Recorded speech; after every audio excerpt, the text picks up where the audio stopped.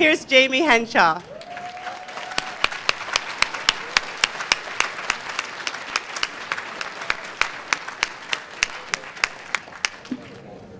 How is everybody?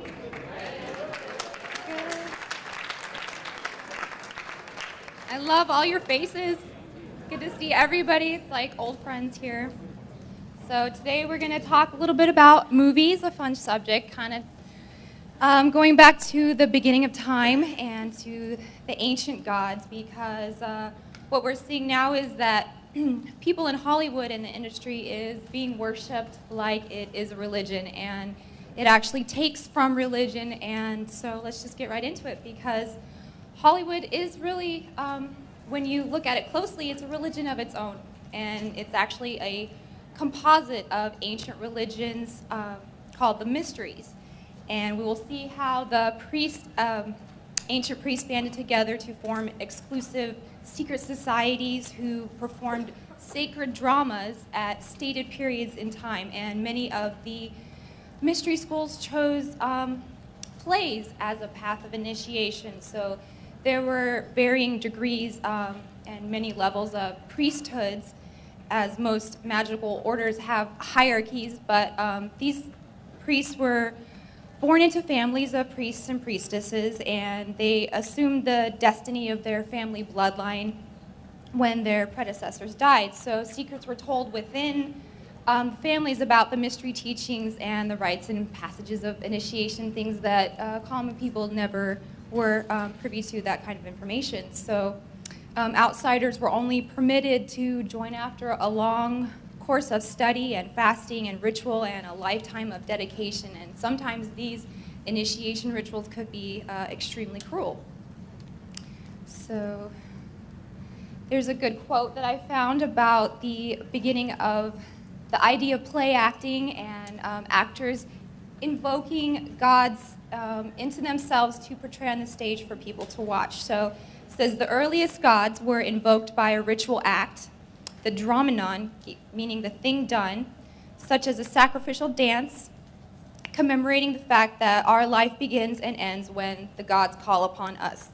And subsequently, the thing was said as well as done, and the dramenon was on its way to becoming the drama.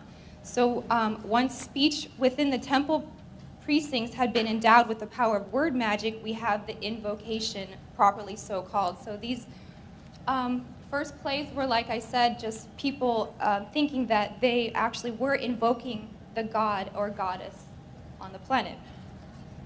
So these initiations, these theatrical performances, where the mysteries of the universe were supposedly revealed to the initiate, and he himself played a role. And in the one example that I have is the third or sublime degree of Freemasonry, where the candidate plays the role of Grandmaster Hiram Biff. And this is from the movie From Hell on the left, and then you see Pink at a VMA Awards, and so he's got his hoodwink on, his cable toe, his pant leg rolled up, and his chest bared, and then you can see Pink doing the exact same thing at the VMAs. So in the golden age of Hollywood, around the late 1920s or the mid-1940s, the film industry had actually operated under the studio system. And this means that certain companies controlled practically every process of the actor's life. They controlled the filmmaking, the production, the distribution, the exhibition. So they were just like a powerhouse of their own. And so although you'll hear a lot of people talk about how the Jews run Hollywood or whatever, it's actually more of a composite of secret societies. And one of these they actually operate in is the Masons. And so the most powerful Hollywood moguls in the beginning, that 20th Century Fox and WB, Jack Warner of Warner Brothers, Darryl Zanuck, Louis B. Mayer of MGM, Paramount Pictures, Carl, somebody told me how to pronounce this, I don't know if you're here, is Laemmle? Laemmle? Yeah. Okay, so, yeah, in addition to them being the Hollywood moguls, they were also Freemasons. And this is the El Capitan Theater in downtown Hollywood. It's across the street from the Kodak Center where they have the Academy Awards. And this was actually a Masonic building before Disney bought it. And right next door they have Jimmy Kimmel Live in the old Masonic temple. And so they're always like mixing new corporations and with Masonic traditions. So also it's kind of reflected, the importance of Masonry in Hollywood is reflected in that the Academy Awards used to be held at the Shrine Auditorium, which is owned by the Scottish Rite. So many of the rituals of Freemasonry, they're actually based on trials that candidates were subjected to by the ancient Hierophants during initiation. And it is believed that Hiram Biff was an initiate of the Dionysus architects and builders. And so here we have Dionysus. And this is from the movie, Disney movie Hercules. And it's funny because, you know, Dionysus is the ultimate god of party and revelry, and he was actually called the god that comes. And so you can see some innuendos right here in the photo. What's he doing to Hercules right there, right? But it's true that many of these ancient mystery schools were centered around sex. And so the Dionysian mysteries, they used drugs and other trance-inducing techniques such as dance and music to remove the inhibitions and social constraints for the purpose of what they think to return the individual to their animalistic, beast-like state. And so basically they were always constantly pushing the boundaries of what was considered taboo. And the initiation rituals for men at puberty were for the purpose of identifying the males as the god Dionysus, as this, you know, sexy, drunken character. And then they even had, you know, initiation rituals for women where the young girl would have to become the bride of Dionysus, and so you know what that entails. But so if you thought that, you know, Miley Cyrus's current behavior was a little inappropriate, you should have seen the shenanigans going on in the mystery schools in ancient Greece, because it was nothing new under the sun, and this is just, it's all happened before, and now it's coming back to happen in the public eye. So in the Roman mythology, like I said, Dionysus became Bacchus, and he's the ultimate party god. And so that's why, like, a drunken orgy is still called a bacchanalia, and for good reason, because these people would whip themselves into a frenzy of intoxication, and in the spring, women would attend their secret ceremonies in their name, and because he was the god of fertility, right? And he had this divine role as a liberator of morality. And his wild and like untamed nature is a lot of times depicted as a large predatory cat. So it's interesting now that in the popular culture, hermaphroditic symbolism is coming out a lot. Transgender is a big issue right now, because Dionysus himself was actually imagined as a hermaphrodite. And if he wore any clothes at all, they were effeminate. And his springtime festivals included cross-dressing. And these large cats are also associated with Hercules, who in the mythos is a lover of Dionysus. And they were often depicted in drinking contests and brawling and lovemaking and things like that. So these Dionysian mysteries, like many other mystery schools, consisted of two sets of rites. And these were the secret rites of initiation and the public rites. And so for Greece and Rome, the stage was a sacred place where they're invoking the gods, right? And where the dramaturgical interactions of the gods were the form of magical invocation. And so these actors would don the costumes of the gods, and the playwright scripting the narrative would indoctrinate the masses into the appropriate morals of the state, or what they thought were appropriate morals, right? So it was, in the beginning of theater, there were two kinds of people, the initiates and the profane. So there were, in other words, there were those that get it and those that don't. And so in the world of Harry Potter, you have the magicians and the muggles. So it's the people who can see what's being acted in front of them and the people who it goes right over their heads, right? So every pagan nation, it had like not only its state religion, but the religion that the illuminated ones gained entrance. And so since these initiates thought themselves to be physically and morally superior to everyone else, they believed that the masses had to be led like a flock of sheep and taught what to think in a simple language. So public plays were highly sponsored by the aristocratic class, but only the discerning few knew the esoteric message, while the majority received only the literal interpretation.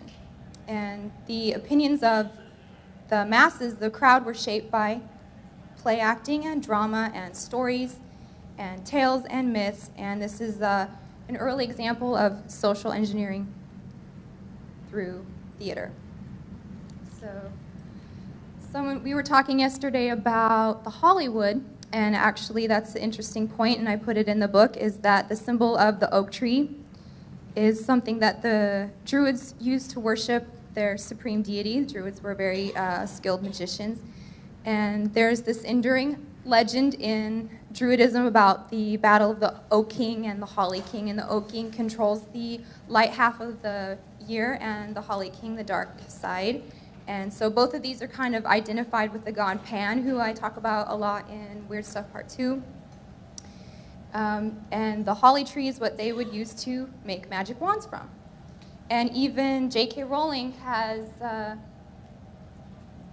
acknowledged this when she says that Harry Potter's wand is made of Hollywood and a phoenix feather, which the phoenix is a bird of that's associated with mystery schools, right? So she says it's made of Hollywood and a phoenix feather, which is also a very important symbol. I gave Harry a wand made of Hollywood back in 1990 when I first drafted Chapter 6 of Philosopher's Stone. It was not an arbitrary decision. Holly has certain connotations that were perfect for Harry, particularly when contrast traditional associations of you from which Voldemort's wand is made. So, yeah, the holly has always been thought to have supernatural powers. So let's talk about Hollywood royalty a little bit, and royalty, which is gross. But today, the masses, they worship celebrities the way that the ancient people worship the gods. And many even make pilgrimages to the Holy Land of Hollywood to, in hopes to see their deities in the flesh. And for some people, life-changing movies such as Star Wars or The Matrix is the closest thing to a spiritual experience that they will ever have. So you may have noticed how often we see celebrities and world leaders walking upon these red carpets, right? Just like they do at the Academy Awards. And this is a motif representing the blood path or the bloodline coming down from the past and running into the future. And along with winning politicians, so many celebrities happen to be descended from royalty. So now I feel like there's another revolution taking place in America. It's a royal revolution. Looking at the tabloids and the media coverage of royal families and pink princess programming for young girls and pop culture's current obsessions for all things of the monarchy. I mean, how many times do we go to buy our groceries and look at the tabloids and it's all Prince William and Kate Middleton and Queen of England and all these royals, right? Who gives a crap? But, it's almost like the Revolutionary War never happened at all because, 240 years ago, people were dying, so they didn't have to give a crap what the royal family was doing. So we could all think of ourselves as sovereign and not have to worship these leaders, right? So from the coverage of the royal family to the cross-generational appeal of the royal fairy tale wedding, these kings and queens have reconquered us quietly using children's cartoons and pop music. And here I have an example of just one tiny example of the royalty programming that's going on in pop culture. This is Katy Perry's new perfume called Killer Queen. And you can take that for what you will, but let's talk a little bit about how the idea of royalty and the kingship even came into our consciousness as a species, okay? So understanding the paradigm of this Hollywood royalty programming will take us all the way back to the beginning of civilization. And the leading deities of the Sumerian creation were the sky god Anu, the earth goddess, and the air god, and the water god. And so they were like primordial representations of natural forces, right? But there is a lot of evidence to suggest that they were also sort of supernatural, giant, humanoid, flying beings that came and meddled in people's lives and affairs, and when they would arrive, the people's eyes would stare at them. These are some gypsum figurines that they found in Iraq, and these would actually stand in for worshipers worshiping the gods at the altar, and this is how they portrayed people looking at the gods with eyes this big, right? So the Sumerian people, they tended to take a kind of tragic view of mankind and his fate and his destiny. They weren't very optimistic about being on the planet at all.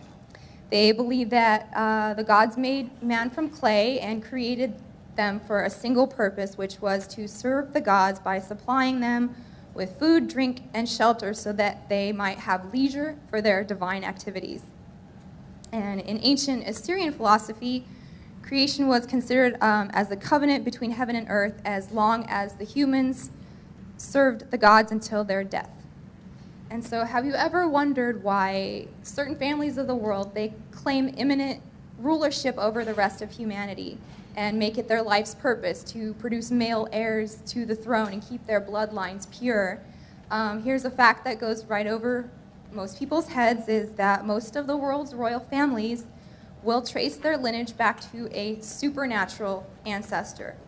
So I'm thinking of King Arthur and his myth, right? And so the first kings, like I'll get to in a second, Gilgamesh, he thought that he was 2/3 God. And so they say that their kingship, their divine right to rule was let down from heaven, meaning that these early beings that men considered gods, they would have their city-states that was dedicated to the one God, and they were often at war with each other. And so Babylonian and Mesopotamian kings, they legitimized themselves through the fact that they came from ancient ruling families, these ancient aliens, gods, Nephilim. You know, you can fill in the blank with your own understanding about that, but they were beings that were not human, that were creating civilization. And so these kings, they would emphasize the fact that they came from the eternal seed, and even the word Anunnaki means princely seed.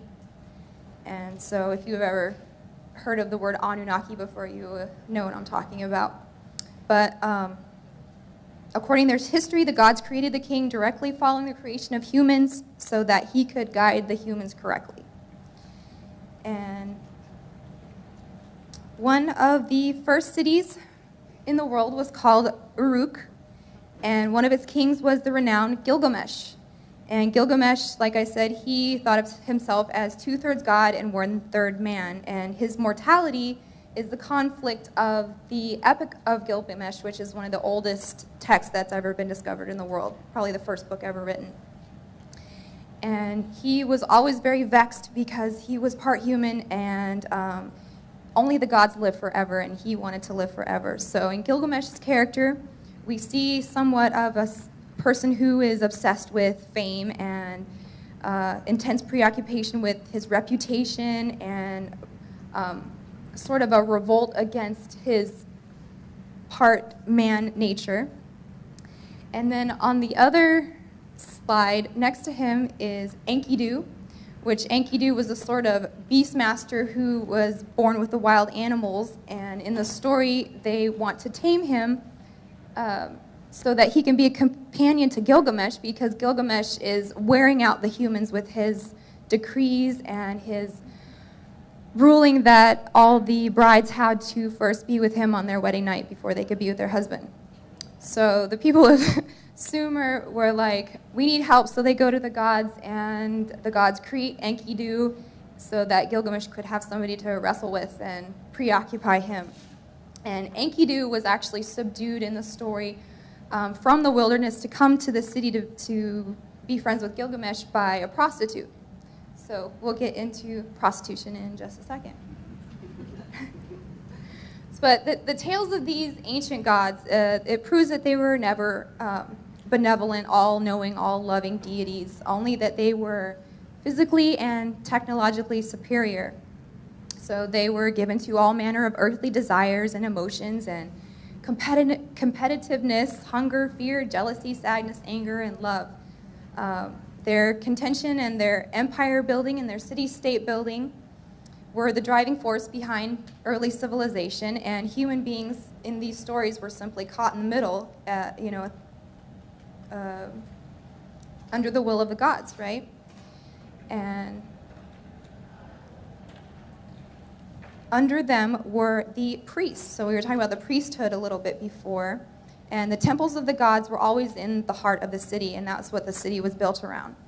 And they were served by a perpetual priesthood, and these were the writers, teachers, scholars, astrologers, and this priest class was almost the most elite class because they dictated the religion, right? So a priest could be above a king because he had the spiritual power. And so almost all of the temporal power of society was in the hands of the priests of these mystery schools and the estates that they managed, which was the entire city almost. This is Inanna, and this is the Sumerian goddess who overshadowed and outlasted all of the other gods at the time. She is the goddess with 1,000 names and 1,000 incarnations, and she was worshipped in a great temple in Uruk along with the father of the gods, Anu, and she was known as the Queen of Heaven, both an awful and lovely goddess of love, war, sex, and death. And so she is probably the most important goddess of the entire history, and we'll get into why I think that this is what's being incarnated through popular culture at this time. So she was always depicted as both a shy virgin and also a sensuous mistress, and she was a powerful warrior who drove a chariot drawn by lions, which were her sacred animal. And it's interesting, at the beginning of time, you have these hunter-gatherers that are just starting to form towns and cities and things, and then you have the arrival of these beings, and then you have a ziggurat. So it's like, how did these people go from living in mud huts to building ziggurats and accomplishing great feats of architecture? And it was the arrival of these beings, and that they're depicting right here. And so they came to love the city, and more than nature and more than wilderness. I mean, the Sumerians, if you read their testimonies, they loved civilization more than Carrie Bradshaw loves New York City, right? Like, it's the same idea, this metropolis, the idea of getting everybody together, concentrated, so that they're more easily controllable, and that they don't get the divine energies from the nature that they're supposed to be getting, because we're all surrounded by buildings and bricks and streets and cars and everything that disconnects us from, God and creation, right? So Inanna's strongest cults were in the cities that were most notable for trade, such as Phoenicia, where also Freemasonry comes from. And they despised the wilderness, and their definition of a wicked and a person was an uncivilized person who lived in the mountains and didn't practice agriculture. So in fact, it was Inanna herself who was most responsible for civilization as we know it in the first place, because there is a story where Inanna arrives in Uruk, her city, and she arrives with these objects they call the May. It's pronounced May, but it's spelled M-E. And these were the various types of supernatural objects and ideas that amounted to civilization. So where does the idea of real estate come from? Kingship. Let's see the list here. It says Oh, it says the May is a set of rules and regulations assigned to each cosmic entity and cultural phenomenon for the purpose of keeping it operating forever. So the way that she obtains the May is in a very Luciferian way, and you could almost say that Inanna has a lot in common with Lucifer because he was the one that took the fire from gods and brought it down back to earth for mankind to enlighten him. But in this story, she is called the Holy Torch, which is also a symbol of Lucifer. And she was anxious to increase the welfare and prosperity of Uruk and make it the center of civilization, the center of the world, right? And so she goes to the realm of the gods, and she gets drunk with Enki, one of the creator gods, and he gives her the May and says, these are yours and you can take these back to your city. And so basically you are the queen of earth now because you have this set of rules for governing humanity. So in this list there's like almost 100 things listed, including crowns, tiaras, the throne, the staff, the measuring rod and line. You can see on the right side she's holding like a circle and a bar. So this is how they would measure off real estate for agriculture and planting, is they would take a stick and put it in the ground and then tie a rope around it. Very easy way to, you know, partition off pieces of land for real estate and ownership. She also brought the idea of priests and priestesses. She brought the idea of the sacred marriage, of weapons, ceremonial robes, hairstyles, lovemaking. I mean, the list goes on and on. Music, the art of the hero, metalworking, fire. So there you go. So she brought fire to mankind. So yeah, the May were the Sumerian values and governing structures that organized their society. And they were conferred by the gods onto the king priests, who was supposed to be like the god on earth. And he was the representative of the god on earth. And it was his job to ensure the continuation of the civilization the way that the gods saw fit. So Inanna's May also included public lovemaking and the kissing of the phallus and temple prostitution. And these were ritualistically performed during their New Year's festivals in the spring and autumn called the Akitu.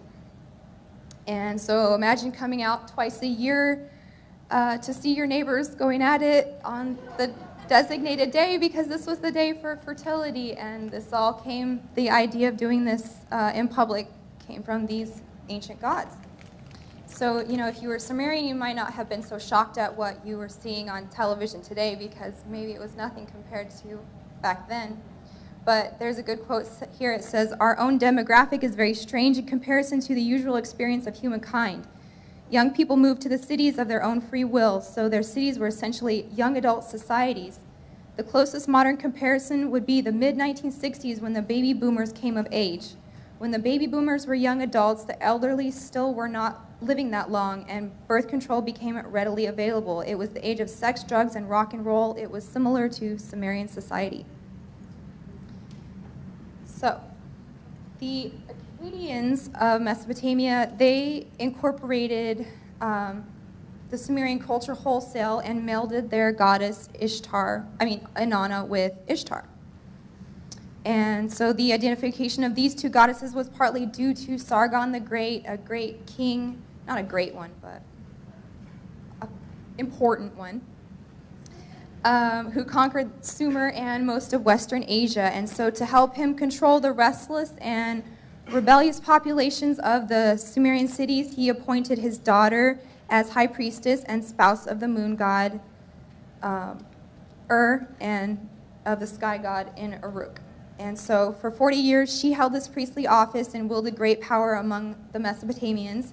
And she elevated the Inanna-Ishtar hybrid as the supreme goddess of the empire and gave her the rank the Queen of Heaven.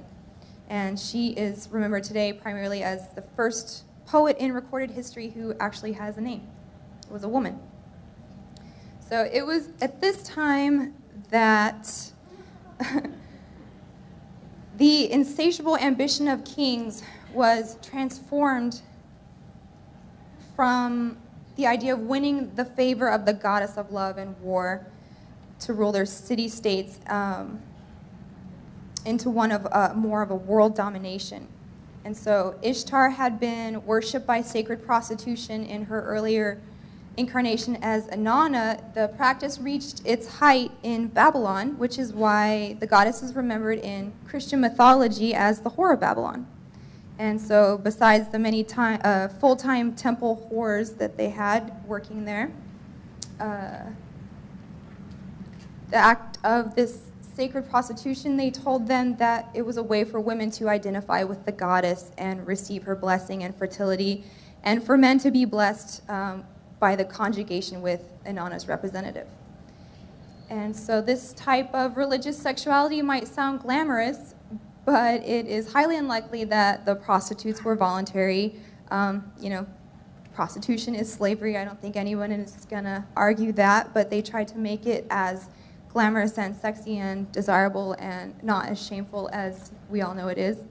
And so what I have here is a medieval representation of the whore of Babylon on her great dragon with the heads and the beast of the abyss, and it's actually Lady Gaga, right?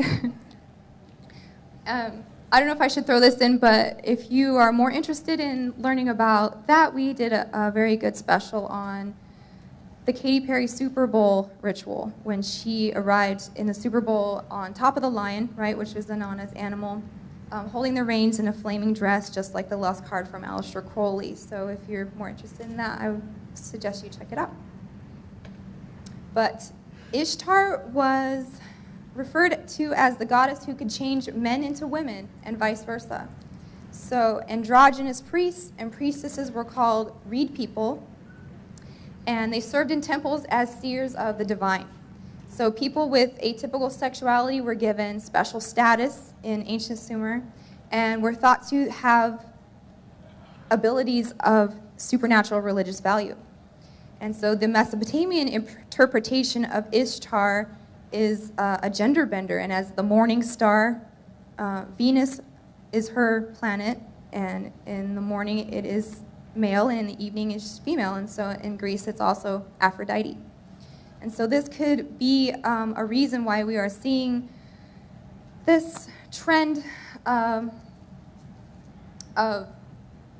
mixing the genders together, because I think that they're trying to incarnate these ideas from the beginning of time. So ancient people were fascinated by hermaphrodites.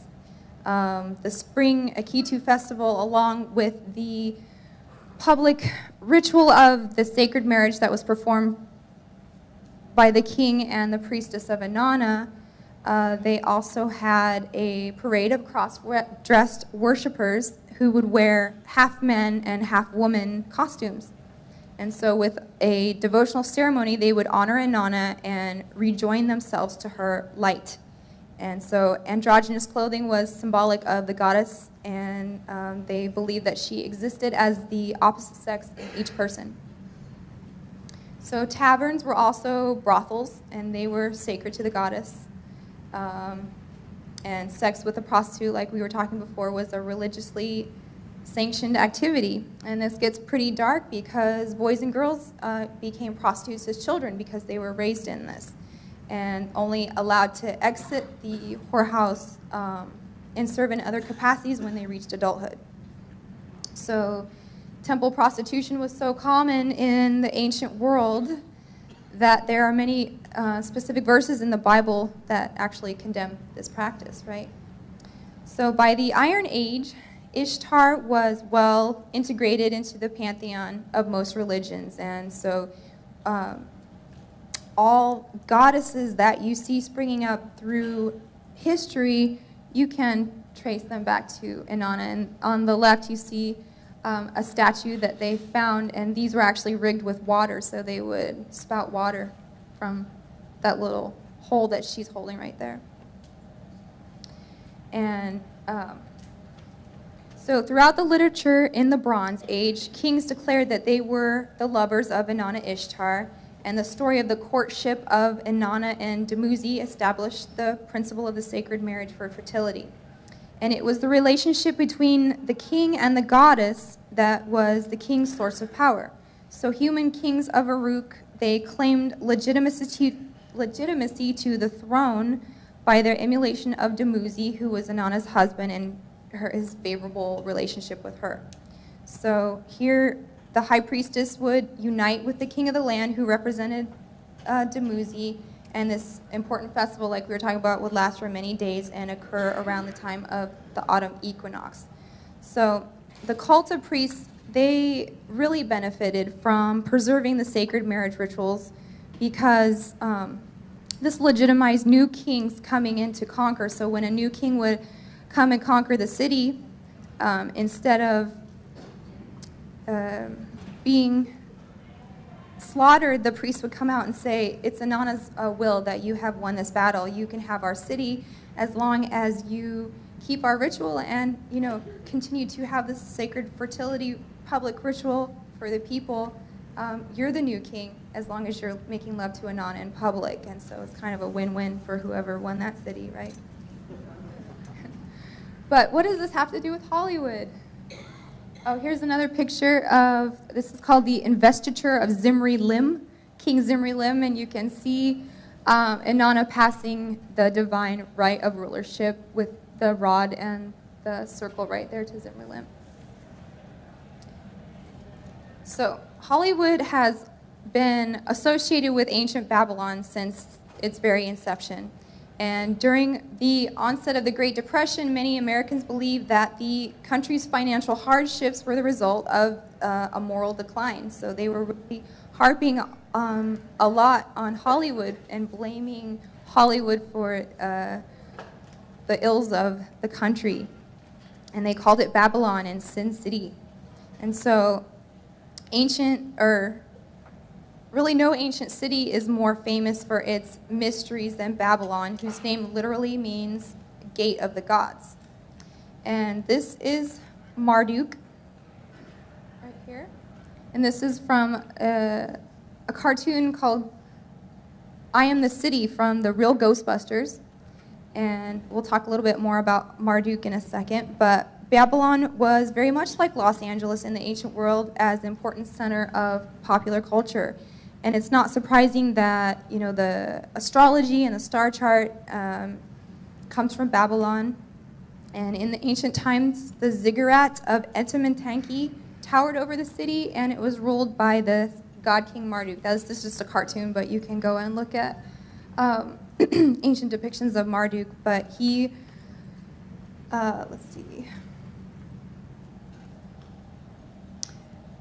So things kind of changed a little bit when Babylon became the center because the rites and rituals switched from the focal point being Inanna and the king in the sacred marriage ritual, from that to Marduk gaining power over the gods and becoming the king of the gods and the king of Babylon at the same time.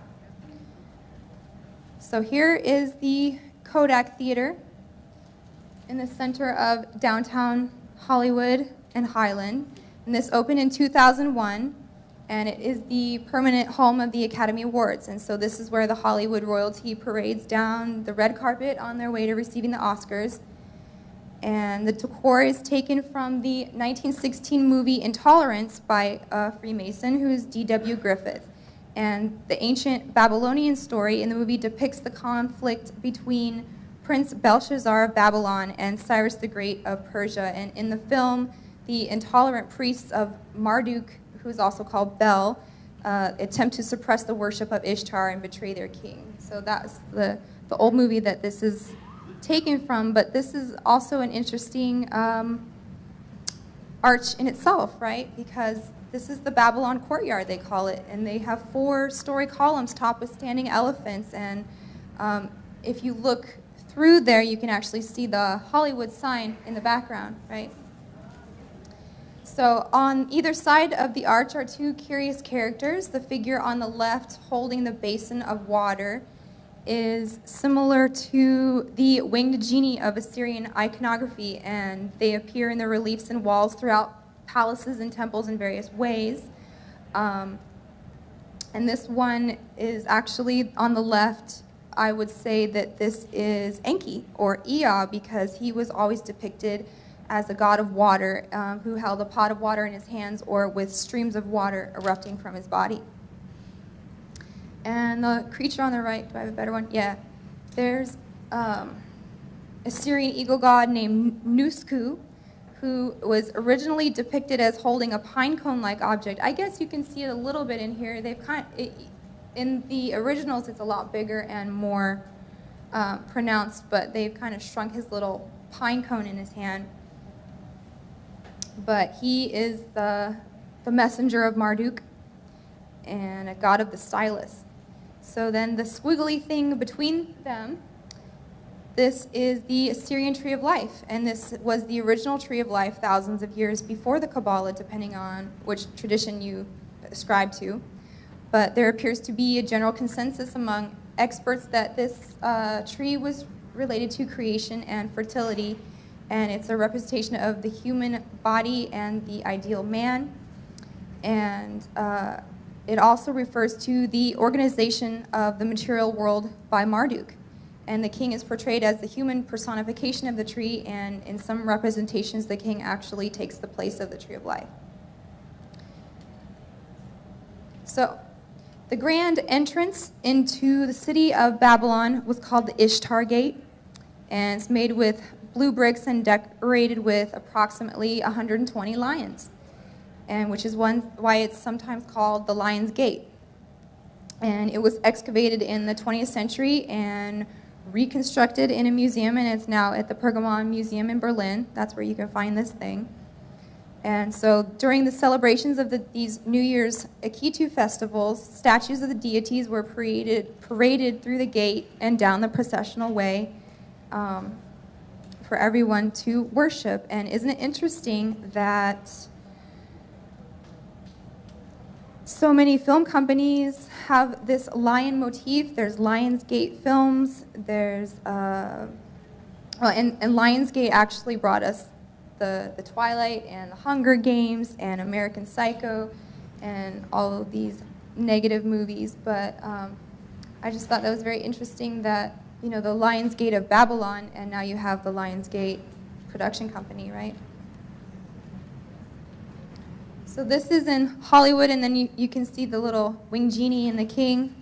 Only in Los Angeles can you visit an Assyrian ziggurat and buy corporate crap at a discount. This is an outlet mall. The Citadel Outlet Mall in Commerce, California is built in 1929, and this is a replica of the fortress of Dur-Sharrukin of Sargon II, and complete with all the battle scenes, the winged genie, the winged bulls, and the human head guys called the Lamassu. So the Syrians were very hated. They were one of the most fearsome and warlike and barbaric civilizations that we've ever studied in history. So they, tales of their bloodthirst and sadism and their perfection at war. So having an Assyrian-themed outlet mall is kind of like having a Nazi-themed farmer's market. It's like, it doesn't make sense, but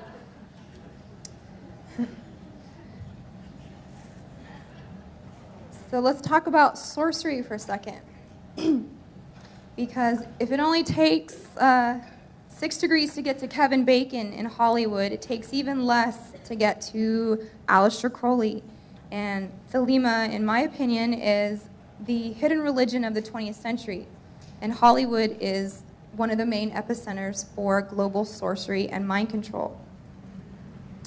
And so movies are magical ceremonies, and their mode of operation is mimicry or sympathy. And some directors know exactly the potent magic power of movies and use it to enlighten or enslave, depending on the makers, right? So 2 hours in front of the screen, watching a movie like The Matrix could sufficiently initiate even the most naive person to the level of the first degree of occult apprentice if they realize what they're watching. So Aleister Crowley's religion, and if you saw in the beginning of the very first slide, that was from the Game of Thrones, and that is their their religion in that show, and it has this same seal of Babylon. So we were talking about Inanna, Ishtar, Whore of Babylon. This is what the goddess is turning into now. They're using, Thelemites believe that their goddess Babylon is a composite of Kali and Ishtar and the Whore of Babylon from Revelation. So his motto of "do what thou wilt" is the anthem of the music industry, if you listen closely. And even though he died nearly penniless and fighting a heroin addiction, his legacy is nevertheless nothing short of colossal. Scientology rules in Hollywood, and it was created by L. Ron Hubbard, who was a protege of Crowley, and who took hypnosis and black magic and made it into a long, drawn-out, and expensive torture session. So Scientology would not be nearly as successful as it is today without its celebrity endorsements. And in the religion of Thelema, it is believed that the history of humanity can be divided into a series of aeons, and each was accompanied by its own forms of magical and religious expression. And the Book of the Law is divided into 3 sections, and talking about the Aeon of Isis, the Aeon of Osiris, and the Aeon of Horus, which is what they believe that we are in right now, the Aeon of Horus. And this is supposed to be the idea of there's no such thing as sin, because Horus is like a selfish child god. And so even the very idea of something being sinful, they would tell you, is a lie and an obstacle to your self-fulfillment. And instead, each person will be governed by their own self-will and self-interest. The feminine counterpart to Horus is where we're talking about the Scarlet Woman, the Babylon, B-A-B-A-L-O-N. And Aleister Crowley was very sexist and held to all the misogynistic notions of the Victorian era. He was struggling against excessive repression and never really treated women as anything but sexual playthings, and he wanted them to behave like nymphomaniacs.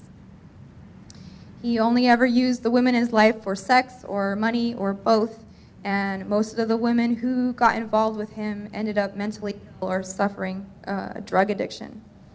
And so on the left is one of his Scarlet Women who he would actually brand with a hot iron on their chest, his version of the mark of the beast, the circle and the cross. And then you have, I put Lady Gaga in there as the Scarlet Woman, which they will dress them in red. You will notice after an initiation or a big performance, they will always reemerge as the Scarlet Woman. So they call their goddess Babylon the mother of abominations. And yeah, her god form is based on this, like we were talking about, the sacred whore, Ishtar. And it is believed that she could be invoked to earth, and her role could be filled by actual women as the counterpart to his self as the great beast, and help manifest the energies of what they want in this Aeon of Horus. So Aleister Crowley, he actually believed that many of his lovers were playing this role to the fulfillment of his prophecy, and the Thelemites believe that the Scarlet Woman, as well as the role of the beast, can be fulfilled by any magician who so chooses. So this is what I think that they're trying to put on these girls who are under monarch mind control.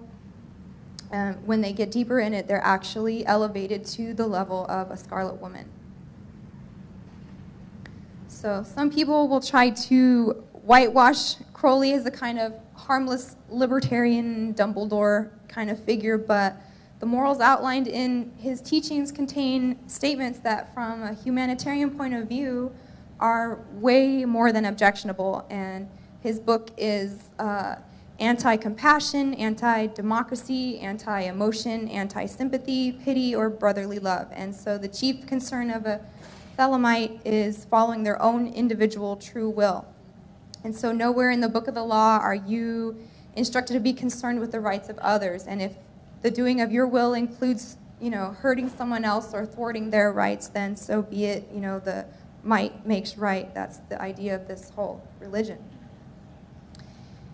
And not only that, they consider whoever can win is deserving, and they even have a dictum, the slaves shall serve. So in occult terms, a Thelemite is a dichotomist, seeing himself as a superior being or a chosen one, and while everyone else is nothing.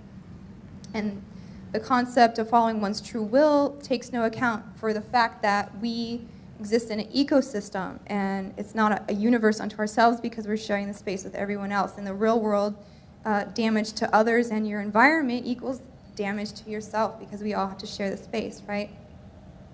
So the Book of the Law is actually based on social Darwinian feudal stratification, and this is what we're talking about, royalty programming. It's the princess and the commoner, right, and the peasant. So Crowley belonged to an elite class. He was born with money, and this dictated his view of the world, and including his view of an ideal world. And one passage revolves around the idea that the slaves shall serve forever. He says, "Yea, deem not change, ye shall be as ye are and not other. Therefore the kings of the earth shall be kings forever, the slaves shall serve. There is none that shall be cast down or lifted up, all is as it ever was." So here, his feudal ideas are in full force. And what he's saying is there are kings and wealthy people, and there are slaves and beggars, and nothing in Thelema or Hollywood or monarchy is designed to change this paradigm. So there's no promise that slaves will be set free or that beggars will become rich. So to them, the person is either one or the other, and they give no reason for believing why this should ever change to them. So he actually said there's only one solution: to pick out the diamonds from the clay, cut them, polish them, and set them as they deserve. You will observe that I am advocating an aristocratic revolution, and so I am. And remember that Katy Perry Royal Revolution, right? So his ideal government must lord over and manage hordes of ignorant masses. He said we should have no compunction in utilizing the natural qualities of the bulk of mankind. We do not insist on trying to train sheep or hunt foxes or lecture on history. We look after their physical well-being and enjoy their wool and mutton. In this way, we shall have a contented class of slaves who accept the conditions of existence as they really are and enjoy life with the quiet wisdom of a cattle. So here is a photo from Bohemian Grove, and you can see behind them, this is the representation of their ideal society. So you have a priest in front with a staff and, you know, like a pope-like figure, and then you have the banker, aristocratic class, and then you have the servants who serve them, and then you have, you know, the businessmen, and on until you get down to peasants, and, you know, just this is the way that they feel that society should be run, and Hollywood is their major mode of indoctrination to make you think that this is true also. So, through these art and artifacts, the ancient kings, they really revealed themselves to be militant and pompous imperialists who thought nothing of deporting entire tribes or torturing prisoners of war to build their kingdoms like Babylon and Uruk. And bas reliefs from the cities of Nimrud and Nineveh featuring kings conquering armies, strutting, slaughtering, leading thousands of people, deporting them, making them build these buildings. So whenever you see these great giant, okay, good. Whenever you see these feats of architecture, just remember that, you know, it was built on the backs of real people. And this is actually, the picture is from, what is it? King Sennacherib of Assyria, and he, even in the writings, he gloats and says, I deported them and made them carry the head and molded bricks and subjected them to my slavery. So slavery was a recognized institution from the beginning of time. and even in Mesopotamian society. And so these temples, palaces, and rich estates were owned by, the magician priest class, and they exploited slaves in their temple prostitution. So, if we want to see how the Babylon system is working today, look no further than Hollywood, because this is the spell that, ancient people used to use the stars to navigate and to tell time, and to, to follow the stars was how you got from one place to the other. But now they have everybody looking at these stars in Hollywood who they created instead of the actual stars. So when they were owned by the studio system, that was also a sort of form of slavery. The studio did as much as possible, even dictating social activities, even down to who a certain star would marry. If a star was gay, they would have to get a fake wife. So they pretty much controlled every aspect of these actor and actresses' life. So I guess that's it. On the left, you can see Sargon and Inanna again, and they're standing on the backs of slaves. And Free Your Mind, I think, is one of the best places to combat this slavery. And we're learning all about trauma-based mind control, and we're learning about, just all the different ways that our mind is enslaved. And so what we have to do first is to start to free our mind. Oh, okay. And this starts by freeing your mind, and it starts by sharing it with other people. And so don't let this kind of information get you lonely. I wrote these books so that you would have a tool to share in a way that's easy to get people to understand what you're trying to tell them. It's full color pictures, and it was written for the demographic I was thinking was teenagers, because I think that, children are the future, and we have to educate them in real things instead of just Hollywood and fake school. And so I really hope you enjoyed my talk, and I hope you will check out my book.